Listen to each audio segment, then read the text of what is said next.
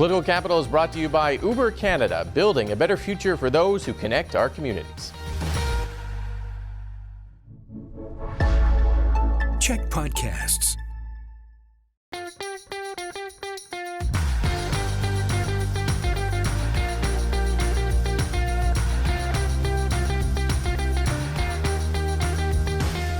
Hey everyone, and welcome to Political Capital, your source for all the latest in BC politics. I'm your host, Rob Shaw, coming to you from the CHEK News World Headquarters in Victoria. Our show brought to you free, as always, thanks to sponsor Uber Canada. Thank you for supporting the show, and thank you to the Pod Squad, who's here to break down this week in BC politics.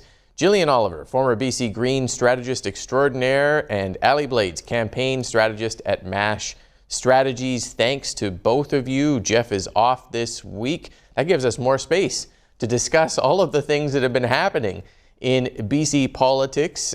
We started the week with what we used to call a jobs plan, though nowadays, once it's made its way through government spin cycle, it's called the Stronger BC Future Ready Action Plan, which just kind of rolls off the tongue. A $500 million plan to realign the post-secondary system with the in-demand jobs in the economy, new spaces and programs, interest rate cuts for student loans, and a $3,500 grant program for micro-credentialing courses.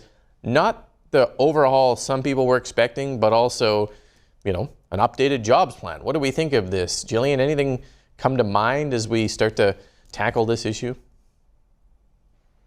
Well, I think compared to past jobs plans, this one takes a little bit more initiative in sort of asserting where the government wants the province's economy to go.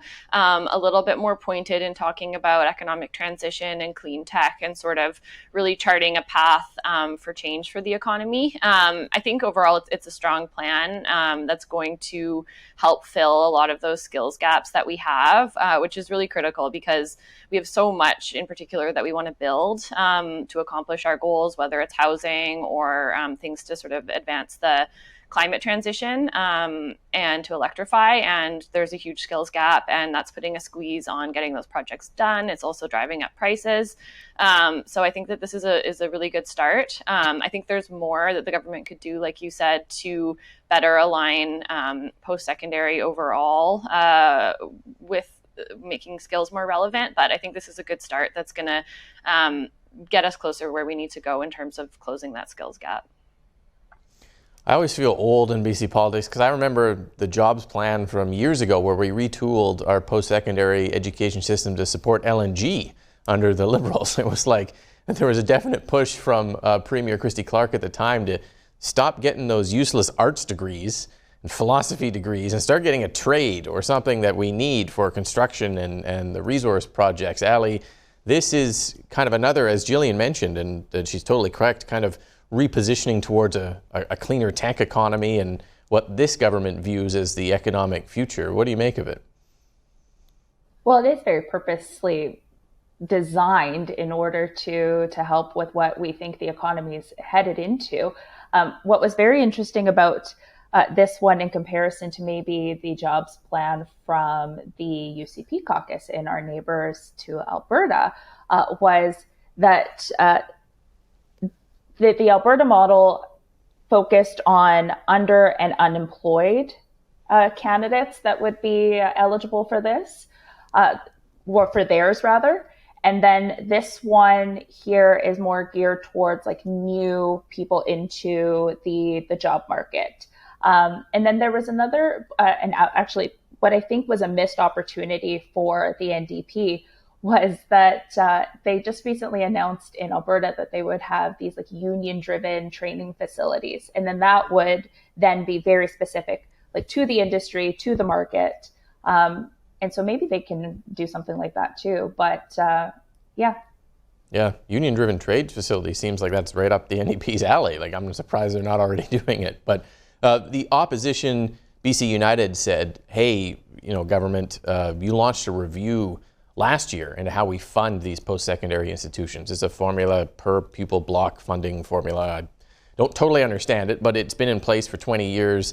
the criticism is that it doesn't sort of recognize this modern world we live in with micro-credentials and retraining seats. It starves the smaller colleges, benefits the big universities. I'm not sure the merits of changing this at all. There's a review that's being done. I don't know, but I'm just wondering, like, when we talk about the priorities of this government, David Eby setting out all the things he wants to do, is there any room to like blow up and rebuild the post-secondary sector? Is anyone asking for that? Is that something we expect this government to redo in the 18 months before the next election? Or is this jobs plan kind of make more political sense for the NDP? Jillian, what do you think? Yeah, I think this is something they can get working on right away. A lot of these changes come in this summer. Things like doubling of the maximum student loan grants for graduate students that are already in their programs. That's going to help sort of ease that pressure on them, give them a better head start. They also raised the minimum salary that you have to not have to repay your loans when you get out into the job force. So helping people get ahead right away. And I think what that massive overhaul, it's something that we've been talking about for a long time. I remember when I was working on the Greens campaign in 2017, it was a big part of the platform to really blow up post-secondary, get rid of some of those 4-year degrees that don't translate directly into, skills that often people, spend that money, spend all that time, and then have to go and train for other skills in order to get employment. Doesn't make a whole lot of sense, especially with the type of affordability challenges facing young people right now and just how long it takes to get ahead once you start in the workforce. But I think that's a huge task. These institutions are very entrenched. They have their ways of doing things, and it can be hard to change. So I think that's a bigger question. It'll be interesting to see. We kind of expect those sort of big ideas and sort of bold policies from the Greens if the NDP moves more towards signaling that they are going to be pushing post-secondaries for bigger changes as well. Mm-hmm. It would be a big overhaul, Allie, and I don't know, do you think there's any political bandwidth to do something like that when the government's kind of running at warp speed in 4 or 5 key areas and everything else is kind of falling off the wayside? I think it's a little unfair to ask the NDP to do that in such a short runway. But I think there's a larger conversation to be had about just the affordability of education in general. There's been some criticisms about this plan that we're not seeing the enrollment in post-secondary institutions as is. And I think that what we're not talking about is that there is truly a barrier to skills and training and post-secondary education or just further education, because with everything else going on, how do you afford a massive tuition bill? And how do you then get to a campus as well? I mean, some universities and some learning institutions have evolved into online learning, which makes it easier for everyone in the province to be able to access that education. But I think eventually we'll start to see these things, but not in the next 18 months.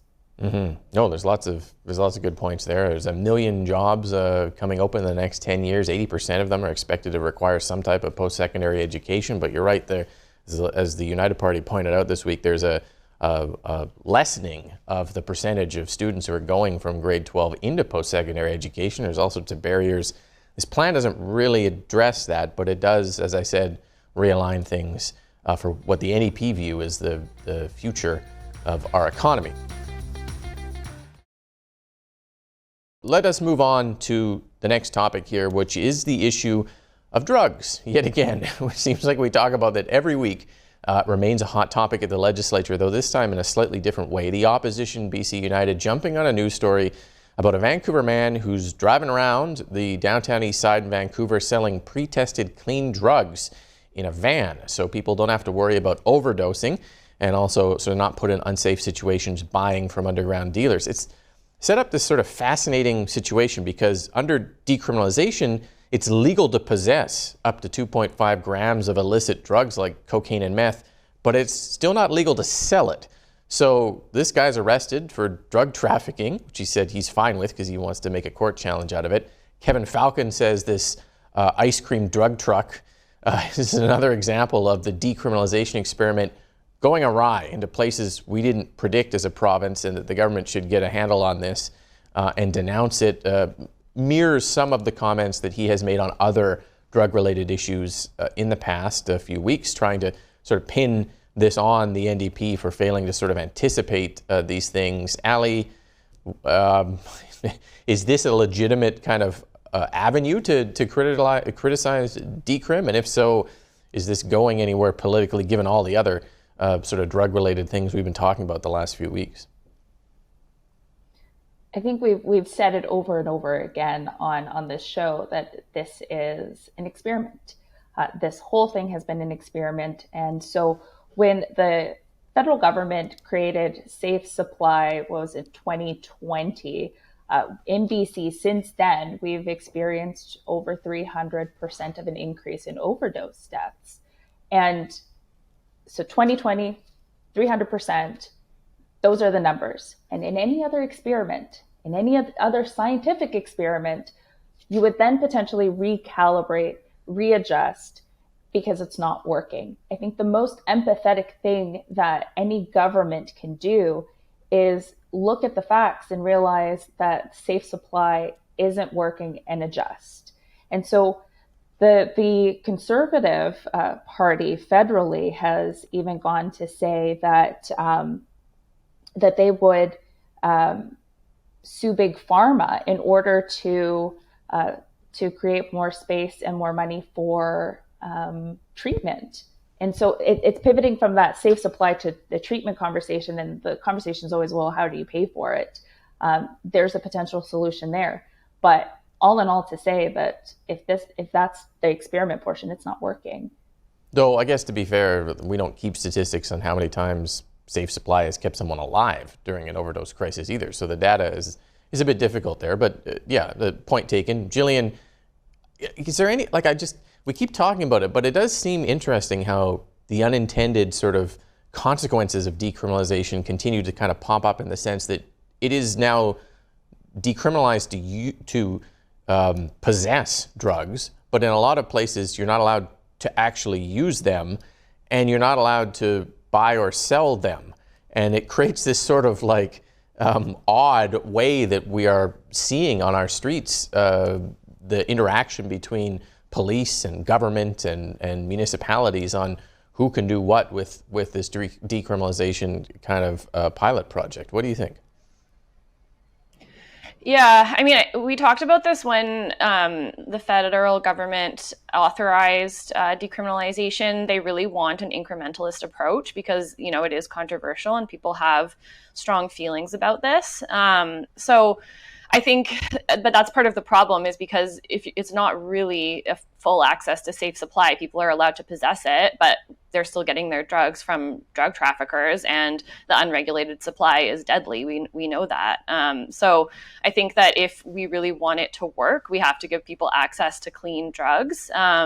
It's a really interesting story, makes for a good headline, a ice cream truck of drugs. But this isn't the first time we've seen people who have been directly affected by the overdose crisis, including this man who was arrested. He had a family member who overdosed, I believe. Take this into their own hands and because they're desperate and they're tired of seeing people die. So I think for BC United and the federal Conservatives to be kind of trying to raise fear about this kind of stuff and not offering alternatives other than treatment, that's not going to save lives because people don't go into treatment until they're ready. So I think it would be really nice if we could stop playing politics with this after so many years of being deep into this crisis. And we already have all-party agreement on the need for safe supply and decriminalization through the overdose crisis. BC United, I think, is trying to walk it back because they think it's politically expedient right now, as we're experiencing some fear and backlash. But I hope that we can kind of get back to cooler heads and talking about solutions that are actually going to work instead of just trying to, score points. Yeah. I do agree with you. I do think BC United is trying to walk it back. We've talked about it on this show before. They did participate in that all-party committee, and now they're sensing a different public sentiment because of the street disorder, the random violence, the vandalism, the crime, the drug use and the mental health problems, and trying to split a hair there. It gets us to another part of this, which is Kamloops Council this week voting to have their staff prepare a bylaw that would ban drug use in public within 100 meters of parks, playgrounds, and sidewalks. Kamloops, as we've talked about before, has been considering this. Campbell River moved towards a similar bylaw, but they put kind of brakes on it because the Mental Health and Addictions Minister, Jennifer Whiteside, asked to meet with them before they passed it. BC United wants a province-wide ban, especially this time of year when families are out in parks and they don't want needles or being accosted by someone actively using. But it is raising kind of a continued sort of political line here at the legislature between BC United portraying government as fighting the municipalities on this, and the government trying to engage the municipalities before they put these bylaws through. How is this playing out, do you think? Is the public watching this? Are they understanding the positions that the parties are taking on this, or is it all just kind of getting lost in the rhetoric, Allie? I think if you're a parent who's taking your child to a park and you find needles in the slide, you're probably paying attention to this.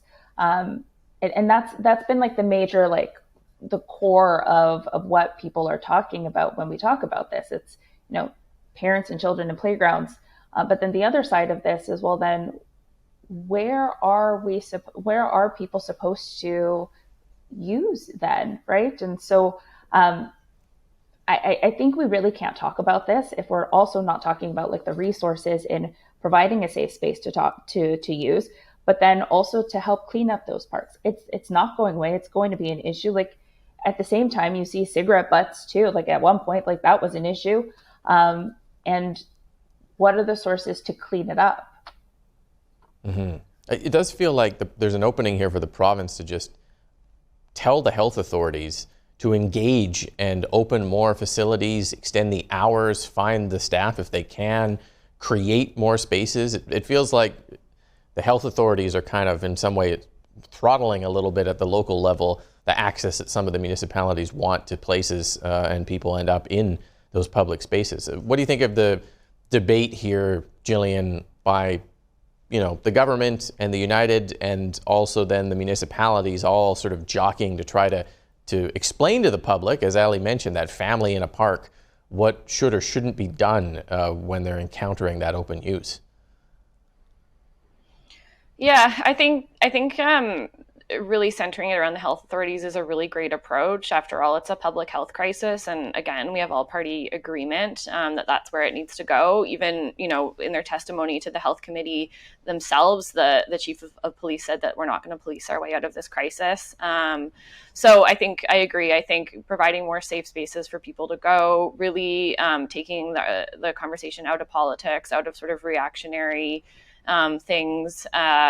reactionary responses, and centering it back on public health and talking about solutions is where it needs to go. And I think, of course, the province leading this conversation on decriminalization and the effort needs to take a driving role in that.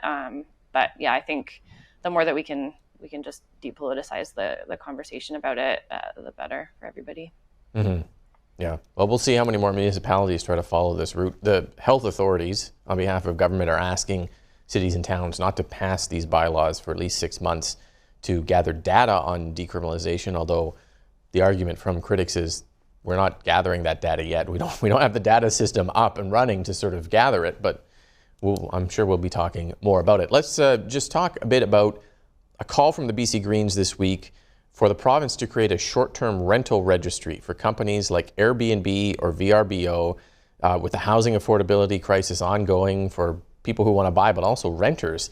The Greens say BC needs data on how many short-term rentals are occurring and share that with local governments, get the companies involved, and economic support for local governments. We have this sort of patchwork system right now of different municipalities taking different approaches. The hope being that if you make it more transparent or difficult in some places, you push those units onto the market for rent, which helps lower demand and maybe rents, although it doesn't feel like anything can lower rents these days, just given how high they are. What do we make of this call? To me, it makes a lot of sense. I have to be honest. Like, I don't understand why we're not doing that already. But Allie, Airbnb, VRBO, registry, everyone's going to get together, put their data together. Like, I don't know why we'd even have to call for that in some ways. Yeah, of course, like leave it to the Greens to come up with another common sense approach to how we fix these like complex issues. And so I was reading this article this week, and the entire time I just kept thinking, why don't we have like a ministry just dedicated to data? It just seems like a lot of the issues that we have, whether it's like the healthcare crisis, there was an issue of sharing data municipally, provincially, federally, and in different provincial jurisdictions within the province, and then how we share our data federally as well, and what's our obligation. And I know that like there are parts of existing ministries where they take a look at data in the sharing system, but it seems that a lot of these solutions really can be solved with how much we know. And, you know, if anyone's listening that wants to institute this, I think it's a brilliant idea. It's just a ministry completely dedicated to data and how it then helps other ministries do their job, because that's ultimately what's going to fix this issue and what was happening with the Airbnb piece. Yeah. A Ministry of Database, Association, and Transformational Application. I think that we could just call it something like that, data for short. Jillian, makes sense, the Greens out here on this one. Yeah, I think it makes a lot of sense. It's a good call. The Green Caucus really does their research when it comes to their policy calls, so kudos to them. I think the funding component is key. When I think about communities like mine, where the city of Nelson is relatively small tax base, local governments are restricted in how they can raise revenues. And then a lot of the surrounding area where a lot of vacation rentals are actually in the regional district, which has an even smaller tax base and resources to draw on to actually do enforcement. I think adding that provincial resource is really key and a really smart thing to sort of couple with the data. So good for them. And the province says they're working on legislation. It'll be interesting to see where it goes. Mm-hmm. Yeah, that's expected this fall. Although whether it comes with money, and you're right, how it helps the Gulf Islands, small communities are really wrestling with this issue, especially tourist destination communities. We will see. Thank you to both of you for walking us through everything this week. Thank you for watching and listening. Make sure you subscribe to our podcast and our video feed on CHEK Plus and YouTube. We'll be back with all the latest next week here on Political Capital. Political Capital is brought to you by Uber Canada, building a better future for those who connect our communities.